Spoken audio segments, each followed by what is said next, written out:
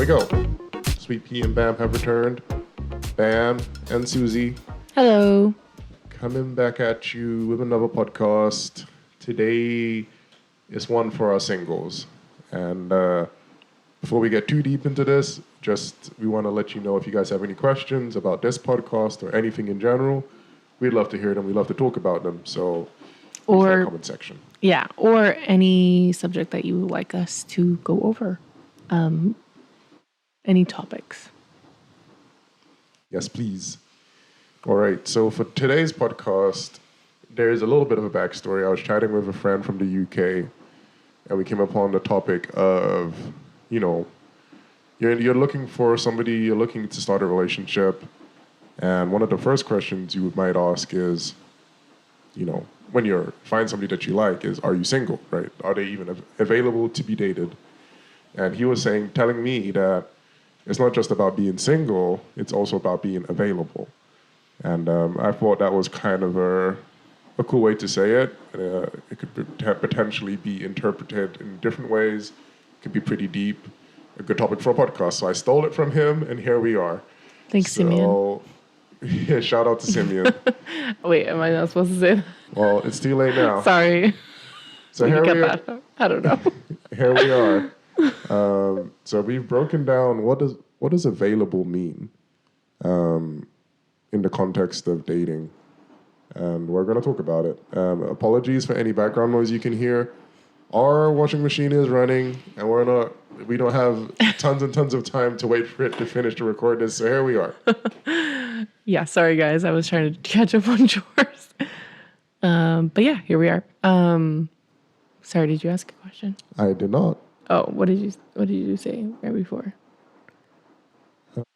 I don't remember, but we can go into these topics so people know. We're 2 minutes in. Yeah. So basically, I wrote down a couple things that we had talked about before and that we wanted to discuss. Kind of, I guess, the overarching question and thing that we want to talk about is you're single, but are you available, like Ben said? And at what point in a relationship do all of the following expectations of availability / intimacy need to be met? So that is a question that probably we will come back to at the end after we talk about the different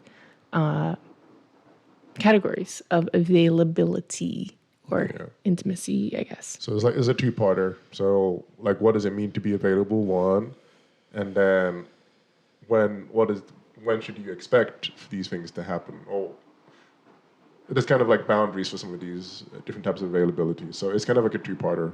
And it will make more sense once we start talking about it. So I think we should just get into it. So if you've heard our mission statement, you're not going to be surprised by the first topic here. Are you spiritually available? And we've got here, are you sure of your faith? Do you feel like your faith is strong enough to lead the other person to God, or will it lead them away? And we can stop there. We're talking about relationships in a Christian context, right? So if you didn't know, now you know. We're talking about relationships in the way the Bible describes it, man and a woman, but headed towards marriage, And we believe a strong foundation for a relationship, especially marriage, but any relationship, is God. So if you are not sure of your faith, we would ask the question. We're not going to tell you who you should date or who you shouldn't date, but we would ask the question, if you're not sure of your own faith, we would question whether this is the right time for you to be dating. Yeah. So basically, I wrote that question, are you sure of your faith? Because that basically is the foundation of everything. Mm-hmm. Kind of like if you answer negatory to that question, then you kind of need to stop, I think. Or if you are asking that question to somebody else and they say no, then you probably should not continue. And the reason for that being not in a judgmental way or hateful way, but because of the biblical principle to not be unequally yoked to unbelievers. So as a Christian, you really want to be dating a Christian. We don't believe in missionary dating, as people call it, where you go and date somebody to make them a Christian because it's easier to pull someone down in their faith than to lift them up. So yeah, are you sure of your faith? Do you have an experience with Jesus in which you surrendered to him, you confessed him, you proclaimed him Lord over your life, and you repented of your sins, and you're currently following him? So that's kind of that first part. And the second part that you kind of just went straight into, but is your faith strong enough to lead the other person? Not lead as in like I said, like missionary style dating where you're like telling them how to be a Christian, but there's another scripture that says iron sharpeneth iron. So is your faith going to bring that other person towards God, or is that other person's faith is it bringing you towards God, or is it leading you away from God? Is it making your Christian life become worse? Are you neglecting Jesus because of that relationship type of a thing? It's much easier to see it in another person than I think to see it in yourself. So that's the question you need to ask yourself, as well as talk to about with the other person. And that's going to be a running theme as we go through these, that we don't expect you to necessarily see these in yourself straight away. Some of these things you're only gonna see when you start dating someone. Because I'm talking about in terms of let me land. Okay. Because you may think your faith is strong, but then when you get into a relationship and you have somebody else's opinions that you value a lot, and that you want them to like you, and you feel the pressure of a relationship, you may find that it's easy to compromise. But you never saw that in yourself before, for example. I see what you're saying. Yeah, I think you should do your best to evaluate your faith before you get into a relationship, because it's not fair to the other person to just be jumping into a relationship saying, oh yeah, recording, dating, whatever you want to call it. And then you realize, oh, actually, I have not had an experience with Jesus. I have not had the experience of salvation, and I'm just living a life, this crazy life, but I didn't really have like self-examination enough to realize that. And now it's messy because someone else is involved. And yeah, that's not good. But I see what you're saying. Like, once you get into a relationship, it does really call out a lot of stuff. And I think that's a different thing. I think your faith will be challenged in any relationship, even a good, godly relationship. Like that iron sharpeneth iron. Like there's going to be things that come that, are going to test you. But I think that's different than what we're talking about, or what I was meaning at least. I think I was more meaning like before you get in a relationship, or, evaluate your own spirituality, and also, talk to the other person about whether they're Christian or what they believe. I think that's normal, or a thing that, could be, you should talk about. Well, and sorry, I'm not saying something in opposition. I'm saying and. Yeah, I realize that now. I just didn't understand at first. I didn't let you land. Sorry. So yeah, we're on the same team. Yeah. All right, and our final point on this. Sorry, I wasn't speaking into the microphone. Our final point on this: are you spiritually available? Is can your faith stand alone? And this might seem like, why would you need this when you're trying to get into a relationship? Are you going to support somebody else? But Susie said, sometimes you may be challenged in a relationship. You may initially both start off faithful Christians, but there may come a point where you will have to have a faith strong enough to get you through no matter what happens, even if your spouse is with you or not. And God forbid that would happen to anybody. But I think it's an important point to think that, even if the worst happens, is my relationship with God my number one relationship, Yeah, and to be clear, I think it's very different when we're talking about spouse versus boyfriend, girlfriend, whatever you want to call it. Sure. Can your faith stand alone in the situation where you get married, like you said, the person's we're good spiritually, whatever, and then they end up getting married, and then the one person falls away. Is your faith just because that person was there prompting you to have faith, or is your faith something that, like, do you value Christ above all things to the point where no matter who's with you, that you'll keep following him. Like that reminds me of that song, "The World Behind Me, the Cross Before Me." Like, because I think if you're in a dating relationship and they're not following Christ, then that maybe should not continue. True. Which is a whole nother topic. But can your faith stand alone in the sense that, like, is Christ the most important thing to you, whether everyone else thinks so or not? Amen. And yeah, even if that's what you take from this podcast, I think that's a great message. You know, you could stop now, but we are going to continue. Do you want to start us off on the next aspect of availability? Sure. Emotional. I wrote emotionally available, but yeah, that is part of it. Are you over previous, over, I guess is not the best word, but have you kind of processed through previous relationships? And we kind of put the, in parentheses, romantic or traumatic or both, in the sense that past relationships, when we think like, have you processed your past, are you over your past relationships, as in like, if you've ever dated before or had any sort of romantic relationship before, but it can also include like, have you kind of processed or looked at or dealt with, and give us some grace while we explain, but like traumatic relationships, whether that be parent or sibling or whatever it might be, work, things like that, or both. They could be hand in hand, romantic. That was also a traumatic relationship. Yeah. And then to kind of, like Susie said, give us some grace as we try and paint this picture. We're not saying that, you should have completely recovered and completely moved on and completely, have it all completely in your past before you get into another relationship. But we're saying, is there something you can talk about and that you can begin to start working past? Because as you get into a more intimate relationship, it's normal to talk about your past. It's normal to talk about things that have made you the person you are today. So if, for an example, say, you're getting to know somebody, like, well, what are your parents like? Or what kind of home did you come from? If it's going to be difficult for you to talk about your parents at all, or like you just shut down whenever somebody talks about your family, just for an example, you might not be ready for a relationship. Yeah, I think you said, can you begin? I think the question more is like, have you started at all?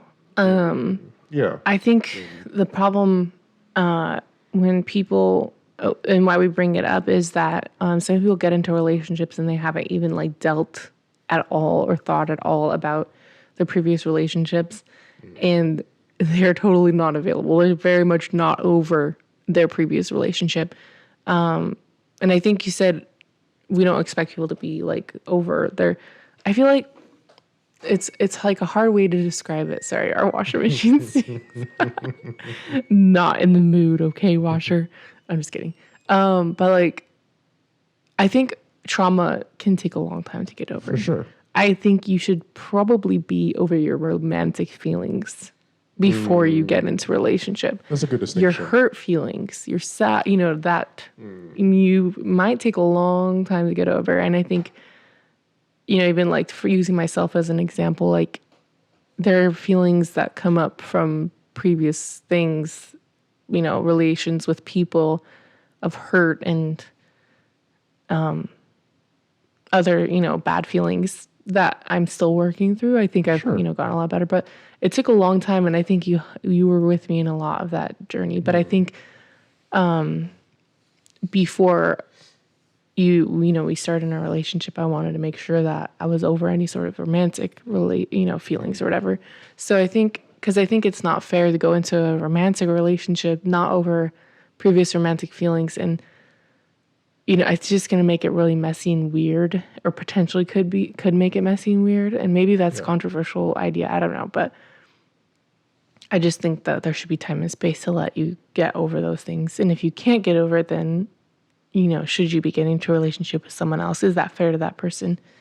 The traumatic feelings, or, dealing with past trauma, that definitely is something that, like you said, are you willing to talk about it or go through it with your the person you want to be in a relationship with now, or are you willing to like at least go to like counseling, talk to somebody about it so that eventually you can be ready to talk about it with the person you want to get into a relationship.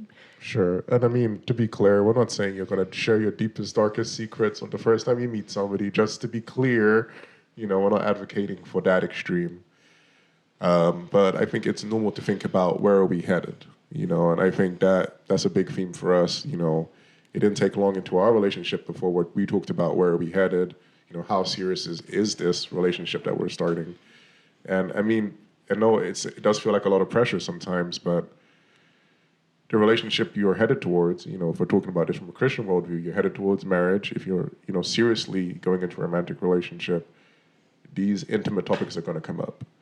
So maybe you're not talking about them the first couple of weeks, the first couple of months, but you can't run away from this thing forever. There's going to come a point where these questions are going to come. They should come up. And, are you ready for a time like that? It's not easy. I mean, we can talk about our impersonal experiences, like Susie said. You don't have to say everything. I mean, even you might just say this is something that's painful. That might be all you can say right now. But at least you've kind of given some insight to the other person, and they now have a reference that, okay, when we talk about these things, it's going to be painful, it's going to be sensitive, and now we can kind of talk around it. We can talk about how can I talk about this in a way that's going to make things more approachable, or what kind of setting would it be best to talk about this thing? You have like a step, but if it's like, I don't want to talk about that thing, you just close the door. I think that's going to go against creating intimacy. Yeah, and I think that, like I said, it's not quite fair to the other person when they bring up a topic where they think it's, mundane and innocent, not anything, but like say you have a specific, that triggers specific emotions, that very strong emotions that are from whatever happened in your past, and you find yourself reacting, like shutting down or being very aggressive with them or whatever. I'm not saying that those feelings are not valid, but like if they have no idea why those feelings are coming out, they're going to feel like, oh, what have I done? What did I do? And it's just going to create a lot of problems for you. Mm-hmm. I mean, potentially, but probably. And it's not going to be good for a relationship. And I just want to also say that it's not good for you. Like if you have these such strong feelings that are really, giving you flashbacks or PTSD or, something even like really strong, or even just something that's like, oh, I feel really terrible. I feel like depressed or just so bad when this thing comes up because I haven't like really faced it and really walked through it with anybody. Nobody else knows about it or whatever, it may be the circumstance. It is a good thing for your own mental health to be talking to somebody about that.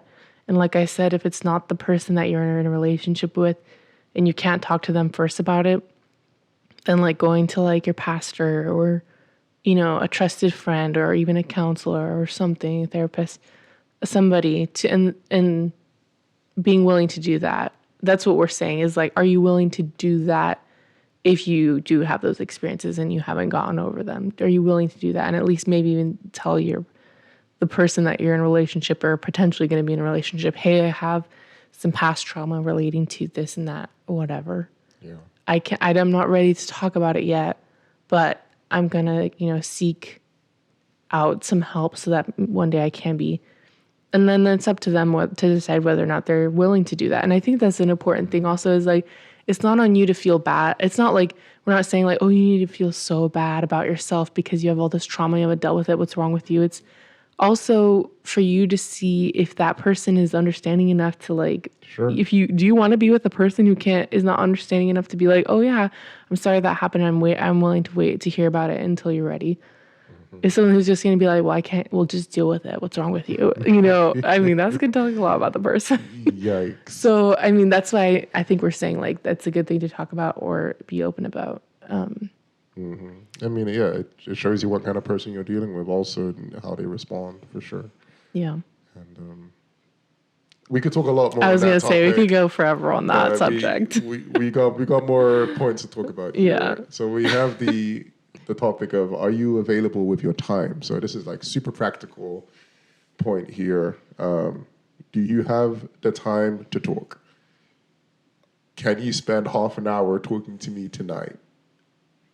5 days out of 7. Can you? Which sounds so basic, but so Can you reply to my text within 24 hours? I'm looking right at the camera because I'm sure this is speaking to someone. Can you respond to a text message within 24 hours? Do you want to respond to a text message within 24 hours?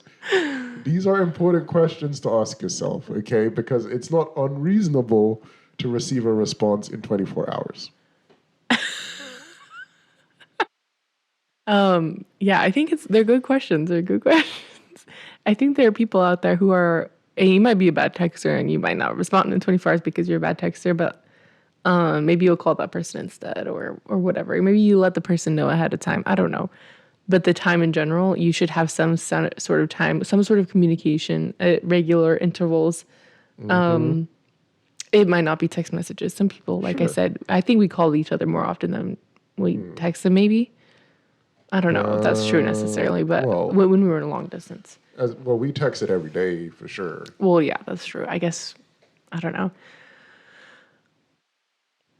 It is a good question because some people are going through a lot and they just don't have the time to be available for that person time in a timely fashion, but yet they want to be in a relationship, and so it's kind of leading the person on and making them feel like, making them feel bad about themselves. Because if you're just saying, yeah, I want to be in a relationship, I want to be with you, and then the next thing the other person knows, the next time you talk to them, it's like 5 days later. It's like, oh, sorry, I was so busy with work and school and this and church and whatever. And it's like, you might want to be in a relationship, but can you be in a relationship? Because also, if you're not willing to give any of those things up to make time, if you can't give anything up to make time, then you probably should wait. Sure. If you're not willing to give up any of those things to make time, you probably should wait. It takes commitment. I don't know why I have a fire in my belly right now, but to get into a relationship takes commitment. You're going to have to give something up. Yeah. All right? You two are coming together, and you don't get to stay the same way you were when you were single. You're going towards being in a romantic relationship. We're not even talking about marriage. We're talking about dating. Mm-hmm. So you can't give up a couple minutes to reply to a text. You don't want to speak on the phone. What do you think marriage is going to be like? Mm-hmm. You're going to be in somebody else's bed, sleeping the whole night. What if they snore? I'm taking it too far. What? I don't know. Somebody's following me, okay? But there's different levels of commitment. And what we're talking about is the very basic levels. There's a lot more further commitments you're going to have to make in a relationship. Right. So just think about that, and think about how you, I think these are normal expectations. Okay, yeah, so I think so. If you feel like, it's normal to respond to somebody once a week, and I'm thinking about them in a romantic way, we're here to tell you that is not normal. I think if you aren't responding, you're probably not that interested in that person. Probably not. Because, I don't know. You make a lot of good points. You're either not really interested in that person, or maybe you're just too interested in yourself. Because, you might say like, well, Tuesdays I have baseball practice and about Mondays is basketball and Tuesdays is this and Wednesdays is this, and it's all your own hobbies and all your own things. It makes sense if you're in school and you're working and you're struggling to make money to be in school, and so you need to work a lot and you can't talk during work. And this, not whatever, and you have to work 2 jobs. Like I said, you probably can't make the time, and so you probably should not be in a relationship necessarily. But if it's on the other hand of you could make the time, but you're not willing to, then marriage is going to be really hard if you get married in that state of mind. I'll just say that because, like I said, you're either not really interested in that person, you probably shouldn't be getting married, because if you're really interested in someone, you want to be talking to them, you want to get to know them. but say like, oh, I'm interested in them, but I still want to do all my things, then you're probably a little bit too selfish to get married. And that is maybe, I don't know, it's maybe too harsh. Marriage takes a lot of effort, Yep. and you need to be putting it, I think Paul says I think it's in Philippians, or maybe it's in his letters to Timothy, like to be putting others before you. That's roughly quoted. It's not the right quote. Basically, the hierarchy of who should be important in your life, especially after you get married, is God and your spouse, and Yep. then everybody else, and then yourself at the bottom. But at the very least, God and your spouse before you. And I think if you're not willing to make any time, like I feel like you're not putting your spouse first, or the real person in your relationship that you want to be in a relationship. And then after you get married, the devil just wants to break up your marriage. So what do you Sure. think is going to happen? He's going to put even more stuff in your life so you don't see your spouse, so you grow even more farther apart. So I guess, I don't know, I'm kind of coming down hard as well. Well, I don't know. We're long Oh distancers, no, I hope I don't so regret this. I'm just kidding. we were long distances, so this is all we had. So I mean, all those like little moments, like even a 5 minute call was dear to us. I mean, people who can meet up in person, you you know that we saw that as a luxury. So we really treasured whatever opportunities we had. Via social media or calls or text. Yeah. And to build on that, we kind of had expectations of what was normal in terms of our communication, at different stages. It's normal for Susie to respond within 24 hours. It's normal for us to talk once a day. And we have a point here that, okay, now you're committed. Yeah, I have some time I want to give. But as your relation grows, how might those expectations change? Or how soon into a relationship can these how soon into a relationship can these expectations exist? Because say you just met someone you just started talking to somebody, like you have a very casual relationship with them, and you went out to McDonald's once. Are you now committed to speaking to this person once every day?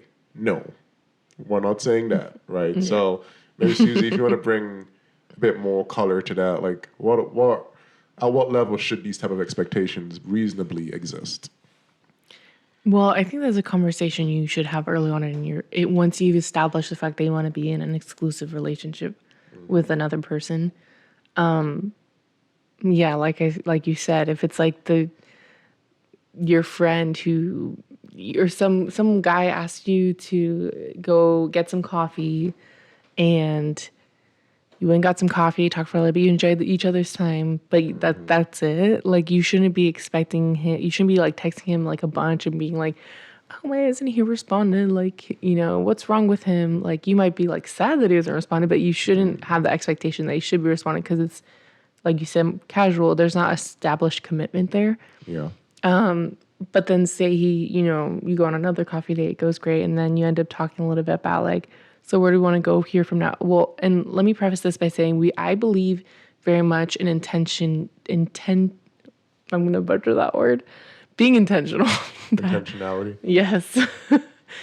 Being intentional. Don't go on like 20 dates and leave that, and after the 20th date you're still wondering what's going on between us. Are we together? What's going on? I don't go on dates if you're not I don't know. This is going to become long if I go into that, but be intentional. So say you are being intentional and you end up talking, saying like, yeah, I think I prayed about it. We've talked enough. Maybe might not be after the second day, but we've talked enough that I see you as marriageable, material, quality, whatever. Yeah. Not material. That sounds not bad, but a person that I want to get into a relationship with. And then you say like, okay, like, well, let's, I guess, call each other boyfriend, girlfriend, or like, if you want to say, oh, let's court now, whatever you want to call it. And you've established commitment, then I think there is an expectation of this time commitment. Yeah. But I think also it's very much like something that should be talked between you two very early on, because 24 hours might be good for somebody, but not responding. Like I say, I text you in the morning and then you don't respond until the next morning. That might not be okay for some people. I feel like it wouldn't be okay for me. It wouldn't have worked for us. I would be like, hello, what are you doing? You're not looking at your phone once today? I mean, I was being generous with you people out there. I don't know if somebody knows I'm talking to them. I don't have anybody in particular in mind, but I feel like there are people out there who are 24 hours they can't do. What I think for us, over 12 hours would have been weird. It's like, oh, I know what time you get off work, and you didn't think to text me, or you didn't think to say hi, or it's like... Which maybe sounds like, oh what? Wow, so extreme. But again, this was established between us. This is what was normal for us. So I think that is a conversation. I think there should be some time commitment after you have a committed relationship of some kind.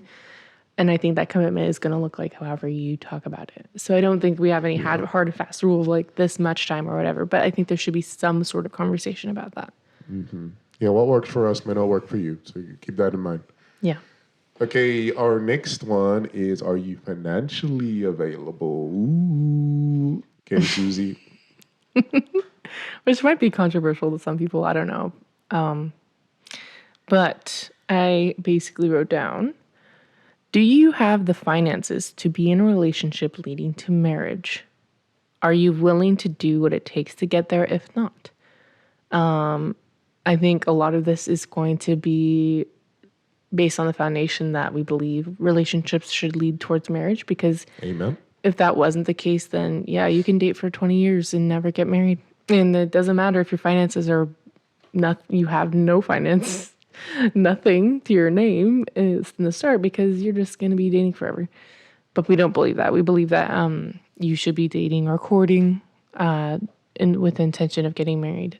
And with the intention, I think my opinion is a little bit more controversial, but don't think the dating or courtship period should be like extremely long, because I think under the belief that you shouldn't have sexual relations, you shouldn't have sex before marriage. Amen. That's gonna be really hard if you have a super long courtship or dating period. So that's all to say, because of those beliefs, and I know not everybody might not agree with me, whatever, but I think if you're dating or you want to date and you're saying that I'm available in all the other categories and I want to be in a relationship, you really should consider, do I have the finances, or can I maybe get to the point of having the finances in a relatively timely manner, so that we can get married? Well, and to be clear here, we're not trying to beat up on the guys who were, on the come up, or girls on the come up, ladies on the come up, trying to start a career, trying to, they're not there right now, but they're working towards it. We're talking about, or are you working towards a 9-to-5 where you could rent a place, you could afford groceries. We're not talking about having a Ferrari or having a BMW. Could you have a cheap car, a cheap apartment? You can eat. You can put a little bit in savings. That's what we're talking about here. We're talking about, could you survive as a married couple? Right, because I'm also not a big advocate for people who are like, oh, I can't be in a relationship because I can't get married because I don't have a house and a PhD and $100,000 in savings. Like, mine is kind of like, yeah, like you said, if you get married, are you going to have to rely on everybody to pay for everything for you? Is your mom still going to have to drive you? No, I'm just kidding. But like, that's real for some people. I mean, yeah. So like, again, like this might be controversial. I don't know, but like, do you have what it takes to be independent and form a unit? Like it says in the Bible, leave your parent, mother and father. A husband will leave his mother and father and cleave to his wife, and the two shall become one. Yeah. Are you able to leave and cleave? Or are you kind of like dependent? Are you still dependent basically on someone else? Shout out Brother Bill. When we did marital counseling with Brother Bill, he's one of the pastors in our church. He used this language: leave, cleave, and weave. Mm-hmm. So like you're leaving what you had before, you're cleaving. So, and then obviously, biblical context, the man is attaching it, like creating something with the wife, cleaving onto, and then weaving. You're creating something new between the two of you. It's going to take commitment. I mean, and that's a theme of this podcast also. Are you committed to having better finances? Are you committed to providing? And I'm talking about both of you here, not just the man. I mean, there was a part of our relationship where Susie provided, because I couldn't work. I didn't have a work permit to work in America. But Susie was committed to provide for our family during that time. So it's not comfortable to think about, but this is the reality of being in a relationship. Yeah, and I'm not saying like you can't be like a stay-at-home mom, or like you said, like you couldn't stay home while like we shouldn't have gotten married because it was literally impossible. You couldn't have come to the US in the fashion and the visa that we had gotten and work immediately. It was like literally impossible. We But had savings. yeah, Well, well, I mean, and I worked. So, and I'm not saying like, oh, you're the wife has to work and the husband has to work and that's how you. I'm just all we're saying, because I mean I do think that stay-at-home moms and wives and yeah, to be all of clear. that is like a really honorable and like I aspire to be. Well, I mean, we should do a whole podcast just on that. Like, well, Yeah, the that's value of a wife it's very valuable. Yeah, that's what whose I was saying. work is in the home. Because Yes. that's another commitment. Yeah, but basically what we're saying is like if you were to get married, would you be able to, like you said, survive? I think we're trying to overcomplicate it. It's pretty simple. Can you survive? Like, yeah, you might have like the junky old car that your parents, passed down onto you after they got their nice cars and it's barely going, but it's still going. Doesn't look very nice, but and you might not have the nicest clothes, or you might not be able to buy the giant house in the best part of town or anything like that, or even rent in the best part of town, but like you have enough to buy groceries and buy some sort of living space or rent some sort of living space. And I think that's kind of, you're able to get transportation to where you need to go. Yep. And this is a good question to ask. I mean, if we're talking about like we're having a date, we're like talking about aspirations for the future and whatnot. Do you have an income? Are you going to have an income down the road that you think could support, a family, or that together the two of us could support a family? I'm not saying a first date question. Again, I'm not trying to be crazy, but as you're growing more and more intimate, don't forget about finances. Finances. Nobody wants to talk about finances except you work in it, like I do.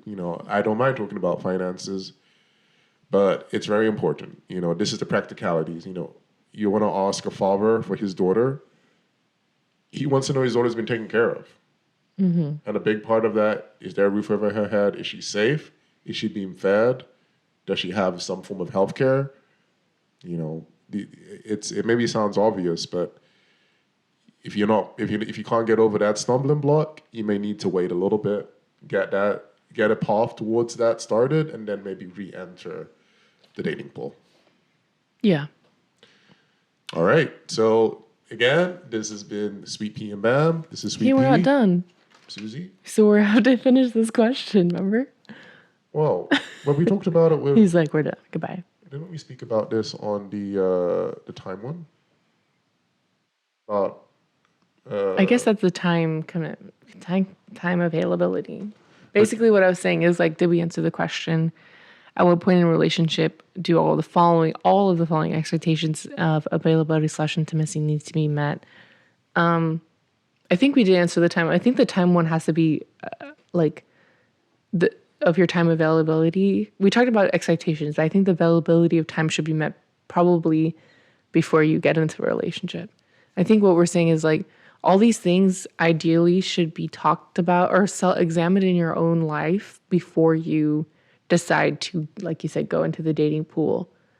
Because you should we did talk about like, at what point do the expectations of time should they be talked about between two people? Sure. But I think the availability of these, are you spiritually available? Are you emotionally available? Is your time available? Are you financially available? I think those things you should be examining yourself to see if you are available before you even think about dating. Sure. And so hopefully before before a Yeah. relationship, to make sure to see if you're available, or at least on the path, I guess. But in the talk context of some of the topics, you're like starting to like address different things. Yeah. And I think maybe, and I don't know if it will be a part two, but we should talk about maybe we should have a podcast talking about our relationship and like different like milestones, like different levels of expectation that came in at certain stages. Like there was one point when we started the immigration process, which we couldn't have started before we were at a certain stage. But there was a point at which I proposed, which was definitely not day one, right? That happened at a certain time. So maybe it would be good to flesh that out in another podcast and just talk about what are those, like, at what point would it be normal to talk about finances? At what point would it make sense to talk about proposing? Or at what point would it make sense to talk about finances, etc. Yeah. Am I missing anything? No, sorry. I just, because we said we'd answer before we leave, but I think we've covered everything. If we missed anything or something was unclear and you have some questions about it, again, like Bam said, leave it in the comments, or just, you can shoot us in a message on whatever social media, and we will try to address it next time.